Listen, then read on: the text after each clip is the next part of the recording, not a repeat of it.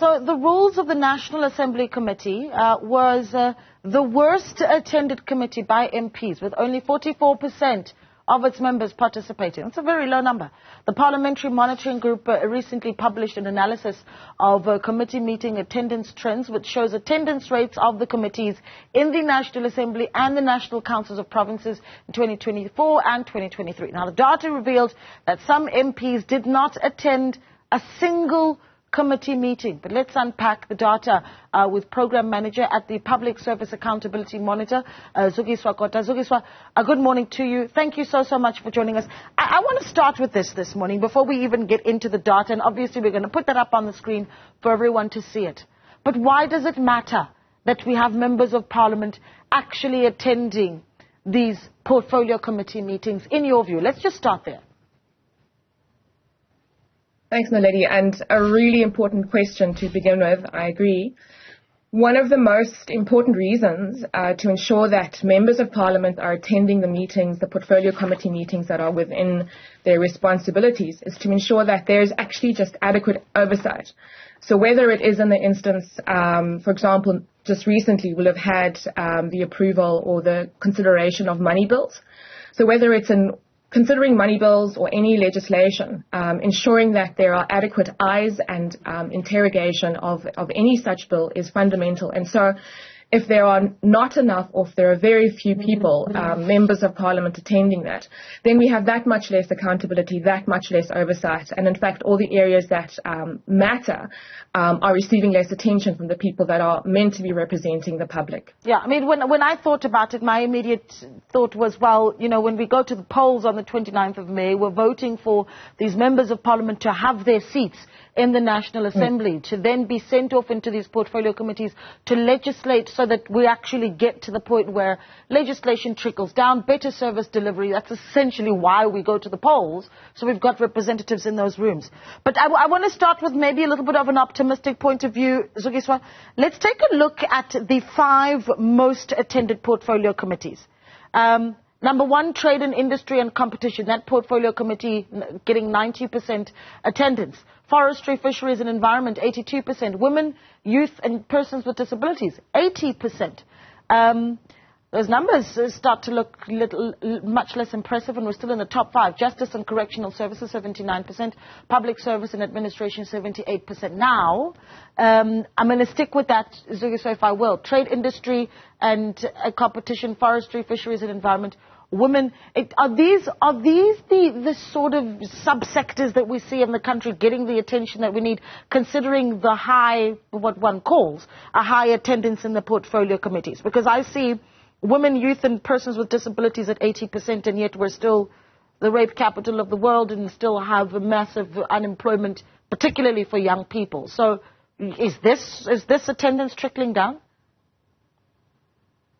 Sure, that's an interesting question. I'd immediately say that it's perhaps not helpful to kind of try to have a direct correlation between attendance of these particular portfolio committee meetings, whether it be in the National Assembly or those in the National Council of Provinces, with the functioning of those the relevant government portfolios that they are overseeing. On the one hand, it is encouraging to see some of the committees that are performing quite well, or where there is significant attendance. I noted, for instance, within the top 5 of the NCOP, for example, is the Appropriations Committee, a committee that we often interact with quite a fair amount. But perhaps what is, attendance is very important, so not to contradict what we've already said. But sometimes it's also important, in fact, always it's really important to then look at what actually happens in those committee meetings. Yeah. What substantive engagement, interrogation of policy bills, interrogation of the answers, for instance, that the executive gives for performance or non-performance. So perhaps another question we should be raising is really about, right, so we have MPs attending, we have good attendance rates for these committees, which is important, but when they are in those meetings, how much of what is before them, what is put before them, are they actually engaging with? Are they taking the time to understand the implications of that? For instance, you raised the portfolio committees on women. Yeah. The implications of, non-implementation, for instance, of gender-based violence policies on those most affected. So I would really say to us that that's another layer of questioning that we should put on the table. Yeah, I must say that's also quite concerning if you're telling me that you can have a full room of members of parliament and very little getting done. I mean, that's also very concerning. But let's keep going. Now I've got, and again, I'm focusing on the portfolio committees here in the National Assembly. The 5 least attended committees. And it goes down. So tourism sits at 58%. COGTA, the Portfolio Committee on COGTA sits at 55%. The Standing Committee on the Auditor General, 54%. You'd think that would be highly attended, considering just the reports that we get back from the AG. International Relations, 46%. And then, when we have delays in the National Assembly because members of Parliament are arguing over rules of the National Assembly, you'd expect that they'd be in that committee meeting to clarify the rules of the National Assembly, but only 44% of them are actually there to work on the rules of the National Assembly. I mean, give me your assessment there of those particular committees and why they seem to be on the wayside when they're so important. Yeah. So I think it's right to focus on what those committees are intended to do and what we expect them to do.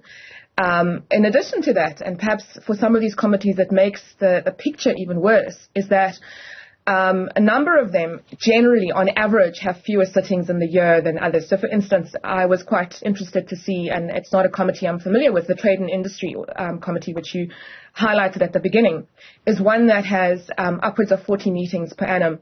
And on the other hand, some of the meetings or the committees that are lower down will have between 12 and 14 meetings per year. Yeah. So again, it then highlights the picture, makes it even worse for those who are not, where MPs are failing to attend. Of course, an argument many MPs will raise is that they have many concurrent responsibilities. They have many, there's party business on the go at any given point. And even, in session, there are many responsibilities that MPs are handling.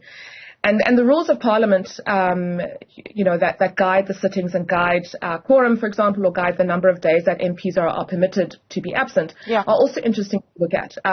So MPs, in fact, there are special leave categories that they need to apply for and can be given permission within their party, some of which include leave to undertake party business, leave to undertake private business, and there are, of course, a set number of days in that over and above what we are accustomed to in terms of labour laws.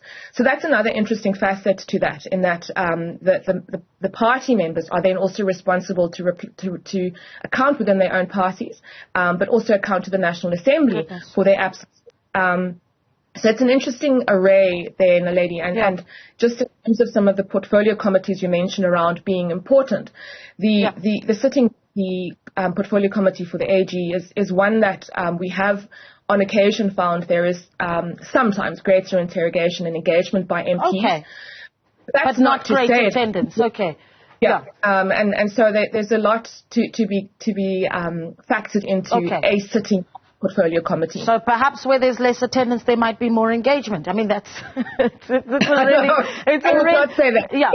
a really odd thing, though, right? And of course, we can't make that, we can't extrapolate that. But again, we're looking at the data and thinking as we go. Let's look at the party portfolio committee attendance, right? That's on your screen. So this is what that looks like. The ANC has attended about 76% of their committee meetings. That's between 2019 and 2024. The DA, the highest performer at 69.6%, and the EFF struggling there in comparison to the two parties at 63% between 2019 and 2024. In an election year, what are they saying to the electorate? Yeah, that's really another good angle to put on it, for sure.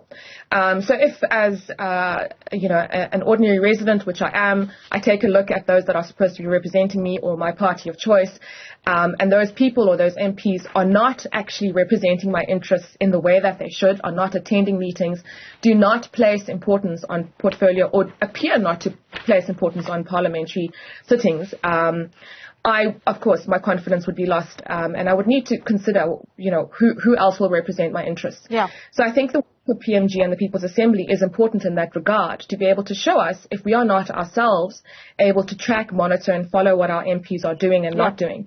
This is really an important indicator.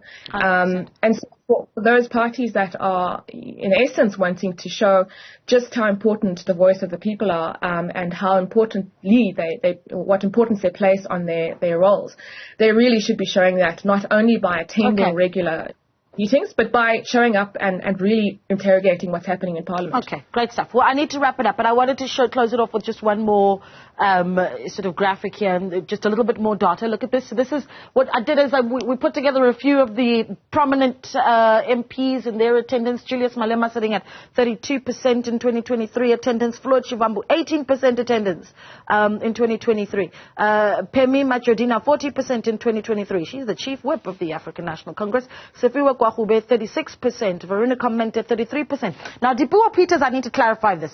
The ANC's Dipuo Peters is serving a 1-month suspension for breaching the code of ethical conduct while she was transport minister. She did not attend a single committee meeting before she was sanctioned. And then Umpile Mautwe of the EFF at 29% attendance. You make with that what you will, but we're going to have to leave it there, and you can continue engaging us on this discussion. What you make of the attendance register of your members of Parliament. Thank you so much to our guest, Zukiswa Kota, Program Manager for Public Service Accountability Monitor. And I implore you as well, go ahead and take a look at the Parliamentary Monitoring Group. It's accessible to every single one of us, and you're able to see what our MPs actually get up to in the National Assembly.